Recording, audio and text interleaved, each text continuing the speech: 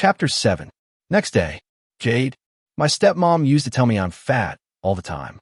She brought it up whenever we had meals and I reached for something.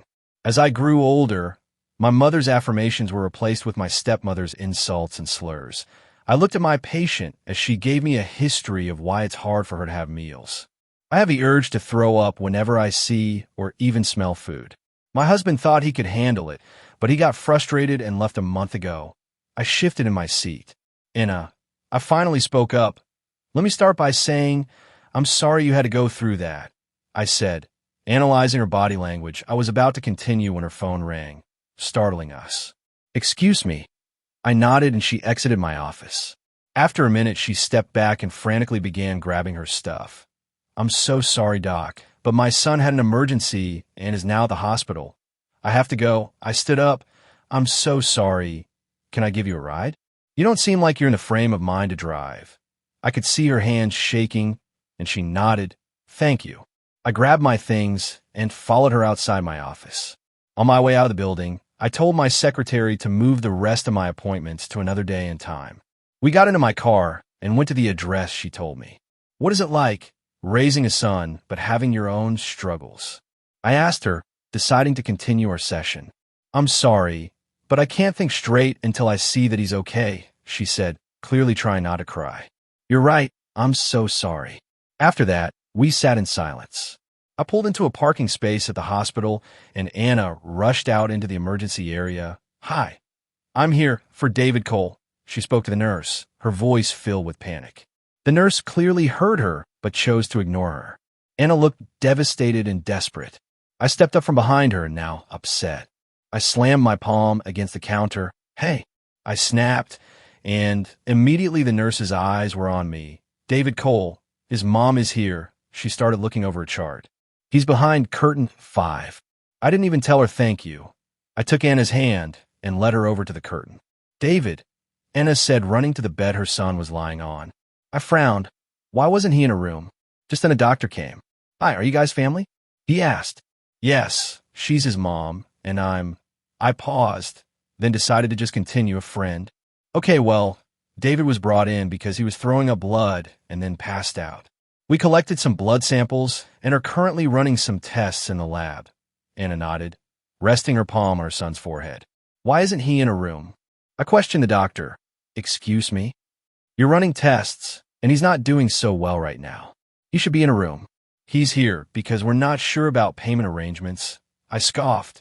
Get him into a room, please. The doctor was about to say something, but I stopped him. Don't worry, I'll pay the bill, just get him into a room. He nodded and called over some nurses. Dr. Sims, you don't have to. I stopped her. It's okay, I want to.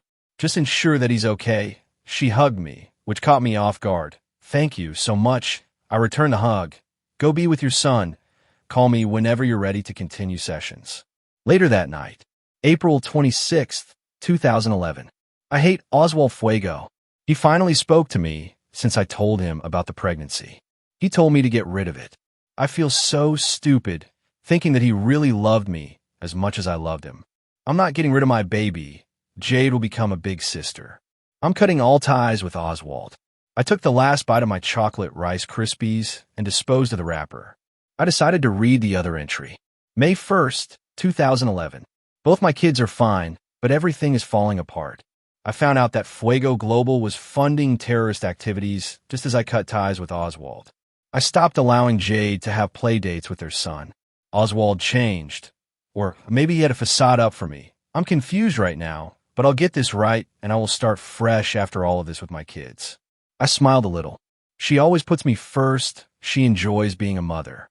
I closed the journal and made my way downstairs into the kitchen. I decided to have a glass of wine and see what the Fuegos are up to. After pouring the wine in the wine glass, I opened up my laptop and clicked on the link that would allow me to see what the cameras are picking up. There was activity in Oswald's home office. He was on the phone. I sat down and got ready to listen. The explosion was covered. I made sure of it. As soon as those words were uttered, I remembered my mother's entry about what Oswald was funding. It has to be. I gave you guys $80,000. I shook my head. There's more to my mother's death. I mumbled to myself.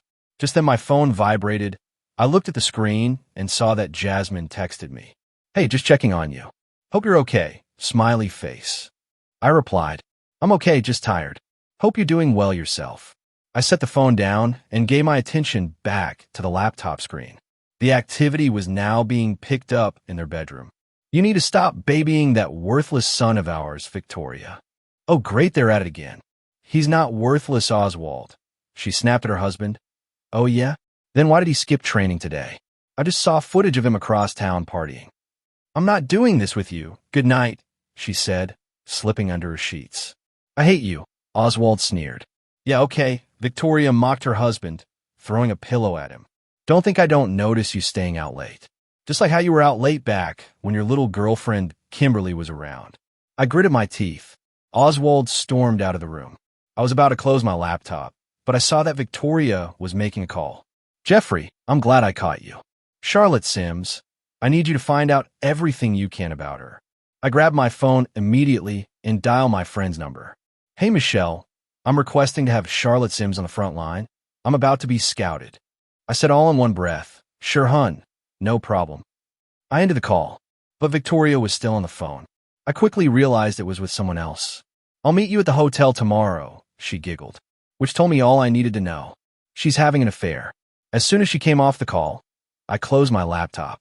Oswald is funding terrorist organizations, and Victoria is having an affair. I am about to raise hell and have a little fun before their eyes closed.